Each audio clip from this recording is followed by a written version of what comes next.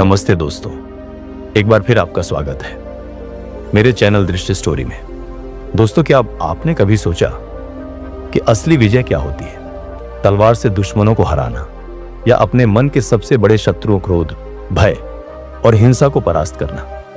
आज हम आपके लिए लेकर आए हैं गौतम बुद्ध की दो ऐसी पौराणिक कहानी जो आपके रोंगटे खड़े कर देगी और आपके दिल को करुणा से भर देगी। यह है अंगुलीमाल की कहानी, एक खूंखार डाकू जिसका नाम सुनकर जंगल कांपते थे, लेकिन जिसने अपने मन के अंधेरे को हराकर इतिहास रच दिया।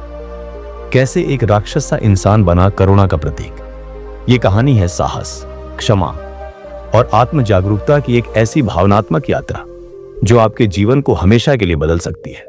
तो तैयार हो जाइए इस हृदयस्पर्शी और प्रेरणादायक सफर के लिए, क्योंकि यह सिर्फ एक कहानी नहीं बल्कि एक ज्योति है जो आपको सिखाएगी कि असली विजय है स्वयं पर विजय।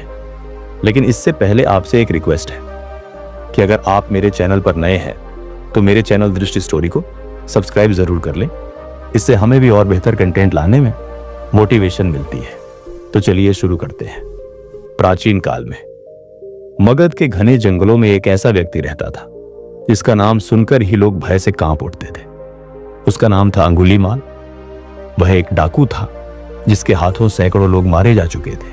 वह इतना क्रूर था कि हर हत्या के बाद वह मृतक की अंगुली काटकर अपनी माला में पिरो लेता था। इसीलिए लोग उसे अंगुलीमाल कहते थे।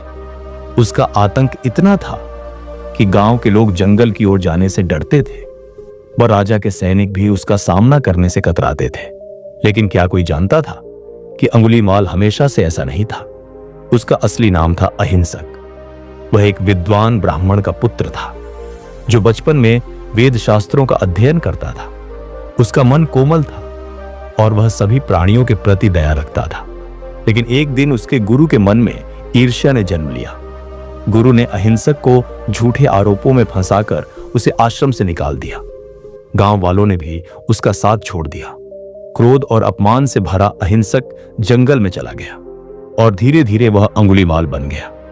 उसका क्रोध इतना बढ़ गया कि वह हर उस व्यक्ति को अपना शत्रु मानने लगा जो उसके सामने आता। एक दिन अंगुलीमाल को जंगल में एक शांत सौम्य साधु दिखाई दिया। वह कोई और नहीं, स्वयं गौतम बुद्ध थे।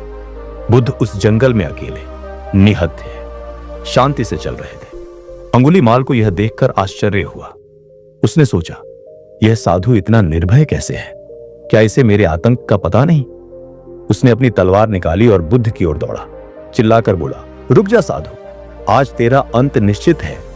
बुद्ध शांत भाव से चलते रहे, मानो उन्हें कुछ सुनाई ही न दिया हो। अंगुलीमाल ने पूरी ताकत से दौड़ लगाई, लेकिन आश्चर्य, वह बुद्ध के पास नहीं पहुंच पा रहा था। बुद्ध सामान्य गति से चल रहे थे, फिर भी अंगुलीमाल उन तक नहीं पहुंच सका। थककर हाँफते हुए उसने चिल्लाकर कहा, रुक जा साधु, तू जादूगर है क्या? तब बुद्ध रुके। उन्होंने पीछे मुड़कर अंगुलीमाल की ओर देखा। उनकी आंखों में क्रोध नहीं, करुणा थी। बुद्ध ने कहा, अंगुलीमाल, मैं तो बहुत पहले रुक गया हूं। मैंने क्रोध, लोभ और हिंसा को छोड़ दिया है। लेकिन तू अब तक क्यों नहीं रुका? तू क्यों अपने मन के पीछे भाग रहा है? बुद्ध के शब्द अंगुलीमाल के हृदय में तीर की तरह चुभे। उसने तलवार नीचे कर ली। उसकी आंखों में अचानक अतीत की स्मृतियां उभर आईं। वह कोमल बालक अहिंसक जो फूलों को देखकर मुस्कुराता था, जो चींटियों को रास्ता देता था। उसने कांपते स्वर में पूछा, साधु, तू कौन है? तुझे मुझ जैसे पापी से डर नहीं लगता? बुद्ध ने कहा, मैं गौतम बुद्ध हूं। मैं डर से परे हूं क्योंकि मैंने अपने मन पर विजय पा ली है। लेकिन तू अंगुलीमाल अपने ही मन से हार रहा है। तेरा क्रोध, तेरा भय, तेरा अपमान, ये सब तेरे शत्रु हैं, न कि बाहर के लोग। यदि तू इन पर विजय पा ले तो तू सबसे बड़ा योद्धा होगा। अंगुलीमाल की आंखों से आंसू बहने लगे। उसने तलवार फेंक दी और बुद्ध के चरणों में गिर पड़ा। बोला, हे तथागत, मैंने अपने जीवन में केवल हिंसा और दुख देखा है। क्या मेरे जैसे पापी का उद्धार संभव है? बुद्ध ने उसे उठाया और कहा, अंगुलीमाल, जब तक सांस है तब तक उद्धार संभव है। लेकिन इसके लिए तुझे सबसे कठिन युद्ध लड़ना होगा, अपने मन के साथ। अपने क्रोध को क्षमा से, अपनी हिंसा को करुणा से और अपने अंधेरे को ज्ञान के प्रकाश से जीतना होगा। अंगुलीमाल ने उसी क्षण बुद्ध की शरण ली। उसने अपनी अंगुलियों की माला उतार फेंकी और भिक्षु बन गया। लेकिन यह यात्रा आसान नहीं थी। जब वह गांवों में भिक्षा मांगने जाता, लोग उसे पत्थर मारते, गालियां देते। वे कहते, यह वही राक्षस अंगुलीमाल है। लेकिन अंगुलीमाल अब बदल चुका था। वह चुपचाप सहता और मन ही मन बुद्ध का स्मरण करता। धीरे धीरे उसने अपने मन को इतना शांत कर लिया कि लोगों का क्रोध भी उसे विचलित न कर सका। एक दिन जब वह एक गांव में भिक्षा मांग रहा था, एक बूढ़ी मां ने उसे देखा। वह उसकी मां थी जिसने उसे बचपन में प्यार किया था। वह रोते हुए उसके पास आई और बोली, मेरे अहिंसक, तू कहां खो गया था? अंगुलीमाल ने अपनी मां को गले लगाया और कहा, मां, मैं अपने क्रोध में खो गया था, लेकिन तथागत ने मुझे मेरे असली स्वरूप से मिला दिया। मैं अब वही अहिंसक हूं जो तेरा बेटा था। समय बीता और अंगुलीमाल एक महान भिक्षु बन गया। लोग अब उसे अंगुलीमाल नहीं बल्कि अहिंसक भिक्षु कहने लगे। उसने न केवल अपने मन पर विजय पाई, बल्कि दूसरों को भी करुणा और शांति का मार्ग दिखाया। बुद्ध ने कथा समाप्त की। शिष्य चुपचाप सुन रहे थे। आनंद ने पूछा, हे तथागत, अंगुलीमाल ने इतने कठिन मार्ग पर चलकर स्वयं पर विजय कैसे पाई? बुद्ध ने कहा, आनंद, स्वयं पर विजय का अर्थ है अपने मन के अंधेरे को पहचानना और उसे प्रकाश से भर देना। अंगुलीमाल ने अपने क्रोध को देखा, न उसे समझा और उसे करुणा में बदला। उसने अपने भय को देखा और उसे साहस में बदला। उसने अपने अपमान को देखा और उसे क्षमा में बदला। यही सबसे बड़ी विजय है। तुम भी अपने मन के शत्रु हो, क्रोध, लोभ, मोह को पहचानो और उन पर विजय पाओ। जब तुम अपने मन को जीत लोगे तो संसार का कोई शत्रु तुम्हें पराजित नहीं कर सकेगा। शिष्यों के हृदय में यह कथा गहरे तक उतर गई। वे समझ गए कि सबसे बड़ा युद्ध बाहर नहीं, भीतर लड़ा जाता है और सबसे बड़ी विजय है स्वयं पर विजय। तो साथियों, ये कथा हमें सिखाती है कि हमारे सबसे बड़े शत्रु हमारे अपने मन में बसते हैं। क्रोध, भय और अहंकार हमें अंधेरे में ले जाते हैं, लेकिन धैर्य, करुणा और आत्म जागरूकता हमें प्रकाश की ओर ले जाते हैं। कोई भी व्यक्ति, चाहे उसका अतीत कितना भी अंधकारमय हो, अपने मन पर विजय पाकर एक नया जीवन शुरू कर सकता है। दूसरा अध्याय। प्राचीन काल में कौशल देश के एक समृद्ध और जीवंत नगर में भीम नाम का एक युवक रहता था। भीम का जन्म एक धनाढ्य व्यापारी के परिवार में हुआ था।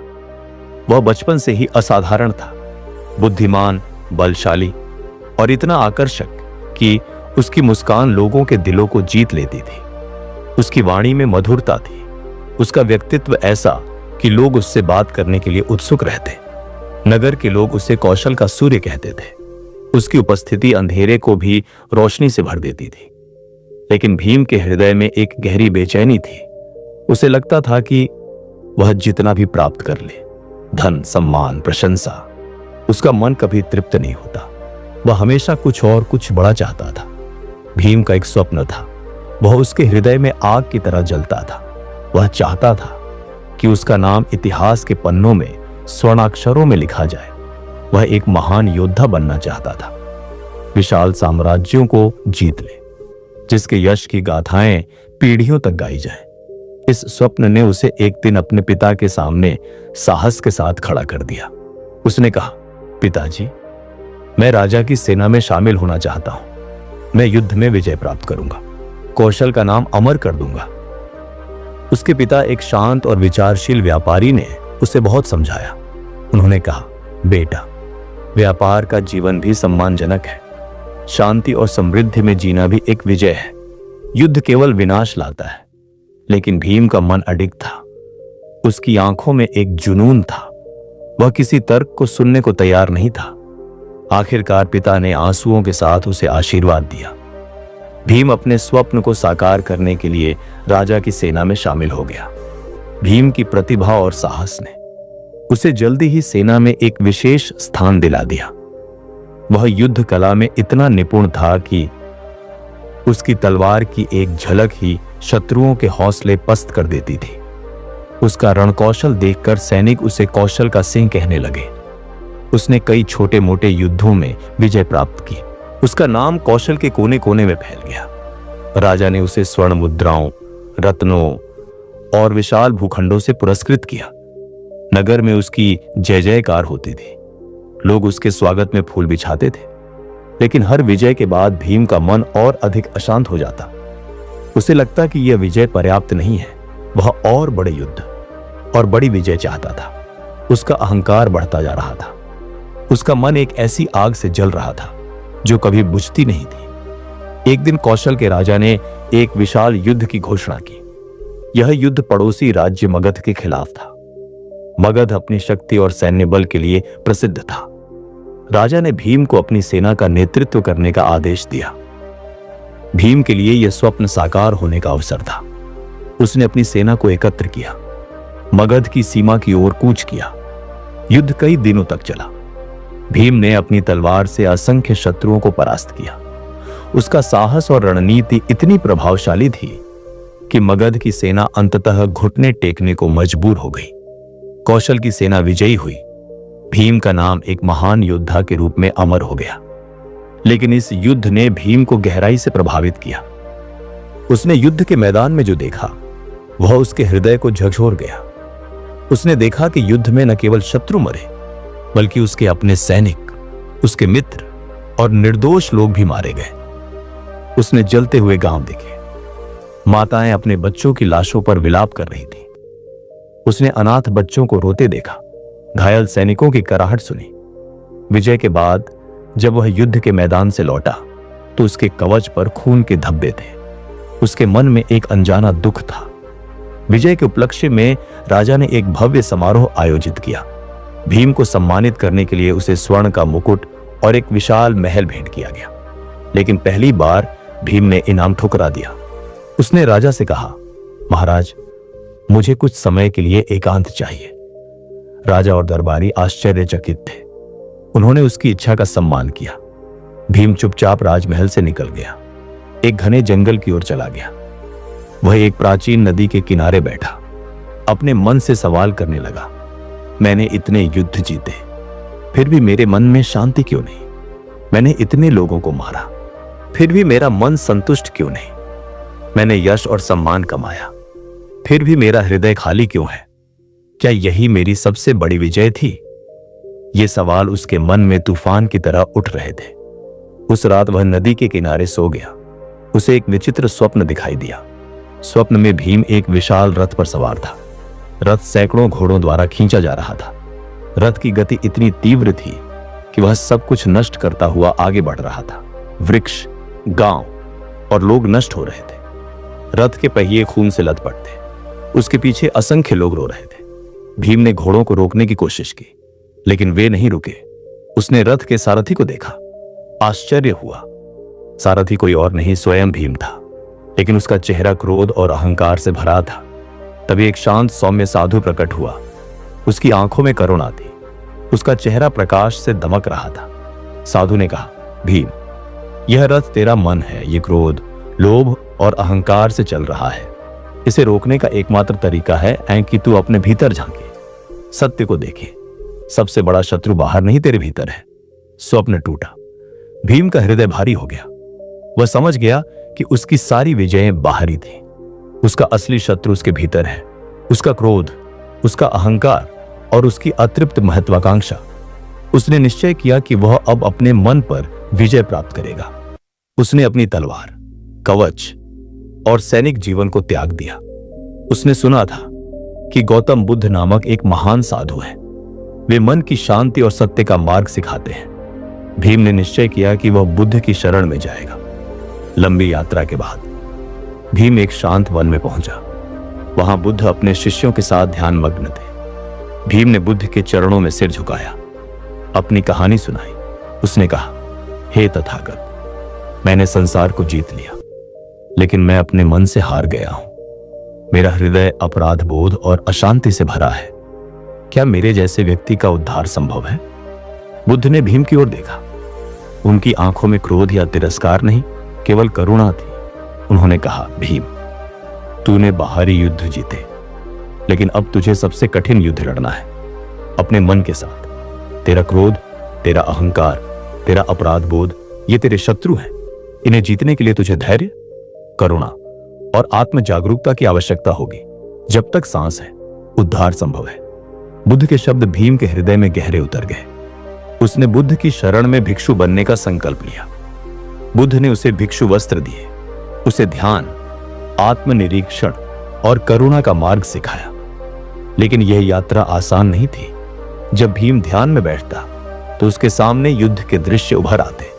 वह देखता कि उसकी तलवार से लोग मर रहे हैं, गांव जल रहे हैं, बच्चे रो रहे हैं। उसका मन उसे बार बार अपराधबोध से भर देता। वह सोचता, मैंने इतना पाप किया है, क्या मैं कभी शांति पा सकूंगा? एक दिन भीम ने अपनी पीड़ा बुद्ध के सामने रखी। उसने कहा, हे तथागत, मेरा मन मेरे अतीत के बोझ तले दबा है। मैंने इतने लोगों को दुख दिया। मेरा अपराध बोध मुझे चैन नहीं लेने देता। मैं अपने मन को कैसे जीतूं? बुद्ध ने मुस्कुराकर कहा, भीम, तेरा अपराध बोध तेरा सबसे बड़ा शत्रु है, लेकिन यह तेरा सबसे बड़ा शिक्षक भी है। यह तुझे दिखा रहा है कि तू सत्य के मार्ग पर है। अपने अतीत को क्षमा कर। तू उसे बदल नहीं सकता, लेकिन तू अपने वर्तमान को करुणा से भर सकता है। हर प्राणी के प्रति दया कर, अपने मन को शांत कर। जब तू दूसरों के दुख को कम करेगा, तेरा अपराध बोध भी कम होगा। बुद्ध के शब्दों ने भीम को नई प्रेरणा दी। उसने निश्चय किया कि वह अपने अतीत के पापों का प्रायश्चित करेगा। उसने गांव-गांव की यात्रा शुरू की, जहां उसने युद्ध में तबाही मचाई थी। वह उन गांवों में गया जहां लोग उसे राक्षस कहते थे। उसने लोगों की सेवा शुरू की। वह बीमारों के लिए औषधि लाता, भूखों को भोजन देता, अनाथ बच्चों को आश्रय देता। शुरू में लोग उसे देखकर क्रोधित होते। वे उसे गालियां देते, पत्थर मारते, कुछ लोग चिल्लाते, ये वही भीम है जिसने हमारे परिवारों को नष्ट किया। लेकिन भीम ने धैर्य नहीं खोया। वह चुपचाप उनकी बातें सुनता, उनकी मदद करता। धीरे धीरे लोगों का मन बदला। उन्होंने देखा कि यह वही भीम नहीं है जो युद्ध का पर्याय था।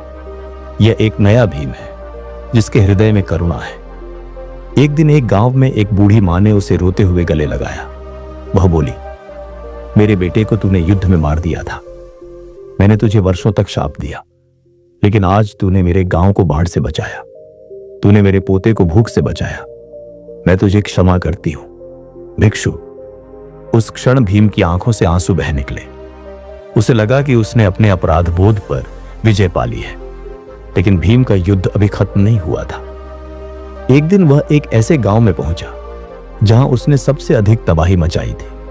वहां के लोग उसे देखते ही आगब बूला हो गए। उन्होंने उसे घेर लिया, पत्थर फेंकने शुरू कर दिए। भीम के माथे से खून बहने लगा, लेकिन वह स्थिर खड़ा रहा। उसने कहा, मैंने तुम्हें बहुत दुख दिया। यदि मेरा मरना तुम्हारे दुख को कम करेगा तो मैं तैयार हूं।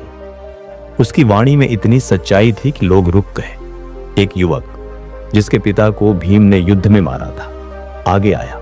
उसने कहा, तूने मेरे पिता को छीन लिया, लेकिन तूने मेरे गांव के बच्चों को भोजन दिया। मैं तुझे मारना चाहता था, लेकिन अब मैं तुझे क्षमा करता हूं। इस घटना ने भीम के हृदय को पूरी तरह बदल दिया। उसने महसूस किया कि क्षमा और करुणा ही असली विजय है। उसने अपने क्रोध, अहंकार और अपराध बोध को पूरी तरह जीत लिया। समय बीता, भीम एक महान भिक्षु बन गया। उसने न केवल अपने मन पर विजय पाई, बल्कि दूसरों को भी शांति और करुणा का मार्ग सिखाया। लोग अब उसे भीम भिक्षु कहते थे। उसका नाम कौशल में एक योद्धा के रूप में नहीं, बल्कि एक करुणामयी साधु के रूप में अमर हो गया। उसने गांव-गांव में ध्यान केंद्र स्थापित किए, जहां लोग अपने मन के शत्रुओं को जीतना सीखते थे।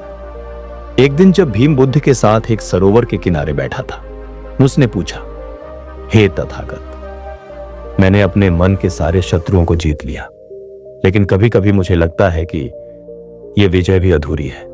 ऐसा क्यों? बुद्ध ने मुस्कुराकर कहा, भीम, मन एक सरोवर की तरह है। उसमें लहरें उठती रहेंगी, लेकिन तू अब उस साधु की तरह है जो लहरों को देखकर भी अडिग रहता है। तूने अपने क्रोध को करुणा में, अपने अहंकार को विनम्रता में और अपने अपराध बोध को क्षमा में बदला। यही तेरी सबसे बड़ी विजय है। अब तू जो भी करेगा वह संसार के लिए प्रकाश बनेगा। सच्ची विजय वही है जो दूसरों के हृदय में शांति लाए। बुद्ध ने कथा समाप्त की। शिष्य मंत्र मुग्ध होकर सुन रहे थे। आनंद ने पूछा, हे तथागत, भीम ने इतने कठिन मार्ग पर चलकर अपने मन को कैसे जीता? बुद्ध ने कहा, आनंद। भीम ने सबसे पहले अपने मन को देखा। उसने अपने क्रोध, अहंकार और अपराध बोध को पहचाना। फिर उसने धैर्य, करुणा और आत्म जागरूकता के साथ उन पर विजय पाई। स्वयं पर विजय का अर्थ है अपने मन के अंधेरे को प्रकाश से भर देना। तुम भी अपने मन के शत्रु लोभ, मोह, क्रोध को देखो, उन्हें समझो, उन्हें करुणा और ज्ञान से जीतो। जब तुम अपने मन को जीत लोगे तो संसार की कोई शक्ति तुम्हें हरा नहीं सकेगी। शिष्यों के हृदय में यह कथा गहरे तक उतर गई। वे समझ गए कि असली युद्ध बाहर नहीं, भीतर लड़ा जाता है। असली विजय है स्वयं पर विजय। तो साथियों, ये कहानी हमें सिखाती है कि हमारे सबसे बड़े शत्रु हमारे अपने मन में बसते हैं। क्रोध, अहंकार, अपराध बोध और अतृप्त महत्वाकांक्षा। इन पर विजय पाने के लिए हमें आत्म जागरूकता, धैर्य और करुणा की आवश्यकता होती है। कोई भी व्यक्ति, चाहे उसका अतीत कितना भी दुखद या हिंसक हो, अपने मन को जीतकर एक नया प्रेरणादायक जीवन शुरू कर सकता है। यह कथा हमें यह भी बताती है कि सच्ची विजय वही है जो दूसरों के लिए प्रकाश और शांति का स्रोत बने।